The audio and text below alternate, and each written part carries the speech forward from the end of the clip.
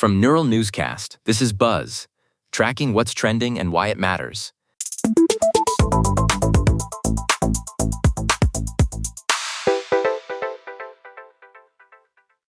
Pulse checking the internet, you're listening to Buzz. I am Lila Grant. And I'm Jonah Klein. Coming up, the world's most famous epic poem is having a main character moment on X. Plus, a major court ruling on immigration policy and the latest legal drama swirling around Todd Blanche. It is a heavy news day, Lila, but let's start with something surprisingly literary. So X is currently obsessed with Homer's The Odyssey. And no, it isn't a sudden surge in liberal arts majors. It's because of Christopher Nolan. Exactly. NPR reported that Nolan is officially filming an adaptation of the ancient Greek epic, and he's apparently doing it without any compromise. Knowing his style, that means it's going to be massive. The Washington Post is even calling it the Odyssey reading trend. Everyone is trying to brush up on their Odysseus and Telemachus before the film actually drops. It's wild to see people on X arguing about sirens and lotus eaters like it's the latest Netflix reality show. The Guardian even put out a guide for people who haven't touched the book since high school. Well, Jonah, if anyone can make a 3-hour movie about a guy trying to get home on a boat feel like an action thriller, it is definitely Nolan. I'm just waiting for the IMAX version of the Scylla and Charybdis scene. The cultural stakes are high here because he's basically reclaiming the epic for a new generation. Totally. It's refreshing to see a trend that actually involves reading a 3,000-year-old poem. Moving from ancient voyages to current politics, Donald Trump is back at the center of the social conversation today. There are two major prongs to this. First, the Los Angeles Times is reporting that a federal appeals court just affirmed a Trump-era policy that allows for the jailing of immigrants without bond. That's a huge win for his legal framework, Lila. The Ninth Circuit's decision is sparking a massive debate on X about due process and border security. Exactly.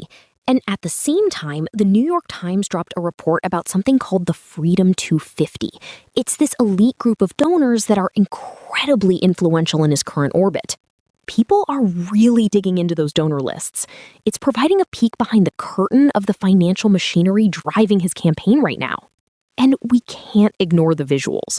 Reuters has been circulating video clips of his recent appearances that are being sliced and diced into a million different takes on the timeline. It's the classic Trump ecosystem. 1 part major legal policy, 1 part high-level finance, and 1 part viral video loop launch. It keeps the conversation polarized, Jonah. You've got human rights advocates on one side and policy supporters on the other, all reacting to the Ninth Circuit news. And while we're on the subject of high-profile legal figures, we need to talk about Todd Blanche. This is where the Nolan name is trending for a very different reason. NBC News has been covering the Nolan Wells case in Mississippi. Right, the family of Nolan Wells just met with a district attorney, but the twist in the digital chatter is new audio of Todd Blanche, Trump's lawyer, defending his relationship with the former president. It's a bizarre overlap of names and legal stakes. You have people searching for Nolan and finding both the director and this tragic case in Mississippi. Blanche is really under the microscope here. The audio that's been released shows him pushing back against critics who question his professional ties. It's a reminder of how interconnected these legal circles are, Jonah. 1 minute you're talking about a DA meeting in Mississippi, and the next it's the legal defense team for a presidential candidate. The internet is doing its best to keep all these Nolans straight, but the gravity of the Wells case is definitely grounding the conversation. It's been a whirlwind day from ancient Greece to federal appeals courts. That's the beauty of the feed, Lila. You never know if you're going to be talking about Homer or the Ninth Circuit. That is the Daily Roundup for today. I am Lila Grant. And I'm Jonah Klein.